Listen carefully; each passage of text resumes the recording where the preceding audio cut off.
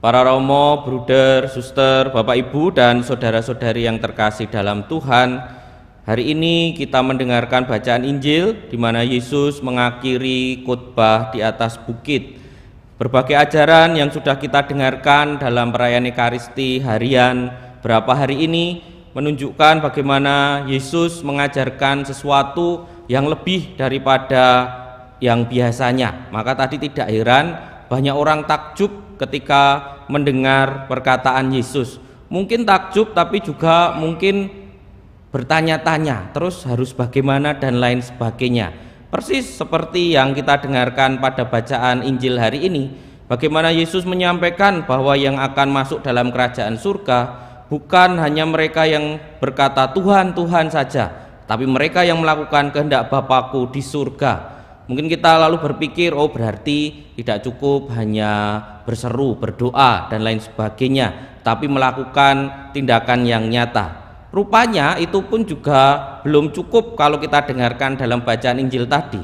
Yesus berkata, pada hari terakhir banyak orang akan berseru kepadaku, Tuhan, Tuhan, bukankah kami bernubuat demi namamu dan mengusir setan demi namamu dan mengadakan banyak mujizat demi namamu juga? Itu kan tindakan-tindakan yang nyata, bernubuat, mengusir setan, membuat mujizat, tidak hanya berdoa dan lain sebagainya.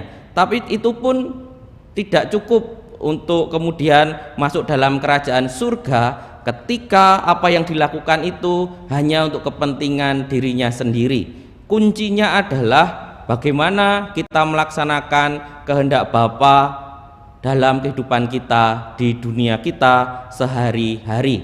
Kehendak Bapa itu apa? Kehendak Bapa adalah terciptanya kerajaan Allah di dunia ini, merajanya Allah di tengah dunia. Dan kalau kita perhatikan ajaran Yesus di khotbah di bukit itu menunjukkan bagaimana kita diajari untuk menciptakan kerajaan Allah itu, mulai dari sabda bahagia, lalu sikap kita kepada orang yang membenci, lalu bagaimana kita harus memberi tanpa kemudian pamrih, bagaimana kita berbuat baik, dan akhirnya kita diajak untuk melakukan semuanya itu bukan demi diri kita sendiri, tetapi demi mulianya nama Allah. Karena kadangkala kita terjebak dalam sebuah keinginan untuk dipuji, untuk kemudian ditinggikan, sehingga ketika kita melayani dalam nama Tuhan pun ketika itu tidak terjadi kita merasa kecewa. Kadangkala itu terjadi dalam pelayanan kita di gereja maupun pelayanan kita di masyarakat. Memang tidak mudah apa yang disabdakan oleh Yesus ini karena melampaui kemanusiaan kita. Sebagai manusia kan ya wajar kita pengen dipuji, pengen dihargai, pengen dilihat dan lain sebagainya, itu wajar. Tetapi Tuhan atau Yesus sendiri mengajarkan kita harus melampaui itu ketika melakukan hal yang baik, bukan untuk kita, tetapi agar nama Tuhan semakin dimuliakan dan tujuan akhirnya adalah terciptanya kerajaan Allah di dunia. Dan karena itulah tadi Yesus mengatakan bahwa mereka yang mendengar perkataannya dan melakukannya itu seperti orang membangun rumah di atas wadas, mempunyai dasar yang kuat, fondasi yang kuat. Fondasi iman kita diajak oleh Yesus kuat agar ketika kita melakukan kebaikan berbagai macam hal yang kadangkala kita tergoda untuk kemudian tidak sesuai dengan jalan Tuhan atau untuk kepentingan diri kita sendiri, kemudian kita tetap kuat dan iman kita tidak goyah.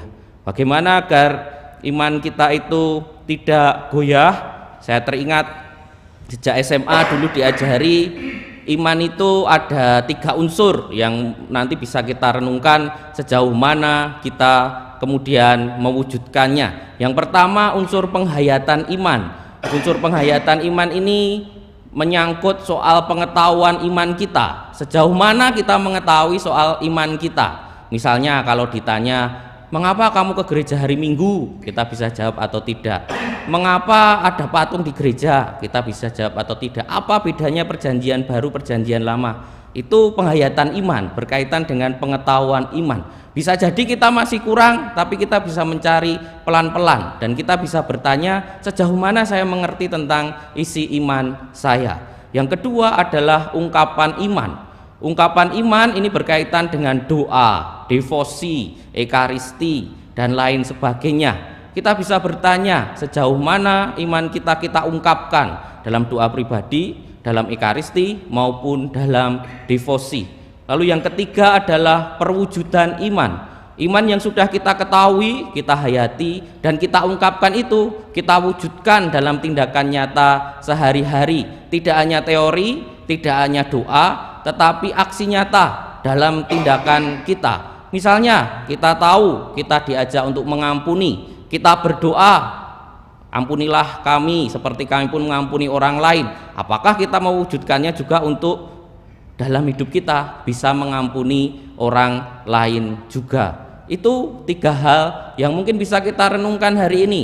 Sungguhkah kita tahu soal iman kita? Sungguhkah ungkapan iman kita sudah coba kita lakukan dan menyediakan cukup waktu? Dan yang ketiga, sungguhkah iman kita kemudian kita perkuat dengan mewujudkannya dalam hidup sehari-hari?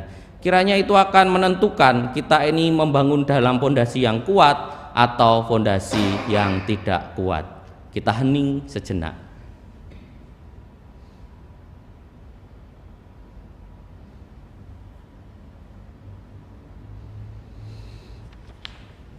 Kemuliaan kepada Bapa dan Putra dan Roh Kudus, seperti pada permulaan, sekarang, selalu, dan sepanjang segala abad. Amin.